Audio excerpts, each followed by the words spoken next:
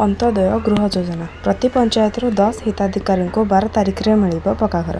तो कौन रही संपूर्ण अपडेट जाना ता पूर्व जदि चैनल को सब्सक्राइब करना एवं ही चैनल को सब्सक्राइब कर ऑल नोटिफिकेशन को ऑन कर दिंतु जहाद्वारा आग को यहीपरि अपडेटर नोटिफिकेशन सर्वप्रथमे पाइपर।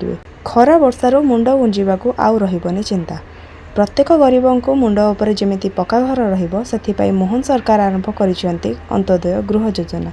वर्ष पूर्ति प्रति पंचायत 10 जन को मिल पक्का घर। एने सूचना देले पंचायत राज मंत्री रवि नायक। अंत्योदय योजना रे पक्का घर देवे सरकार। 5 दिन भितर तालिका देवाको बीडीओ को निर्देश दिया जायछि।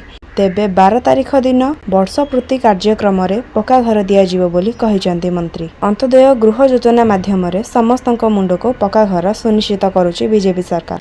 एही योजना पई 7,550 कोटी टंकार व्यय बराद हेबा सह 3 वर्ष भितर 2,25,000 पक्का घर जोगाई देबाकू लक्ष्य रखा जायछि। एही योजना रे भिन्नक्षम विधवा दुरारोग्य व्याधि रे पीड़ित शहीद परिवार व्यक्ति पद्मश्री पाइथिबा परिवार व्यक्ति बन्या बात्या और अग्निकांड पीड़ित लोक लाभ पाइबे।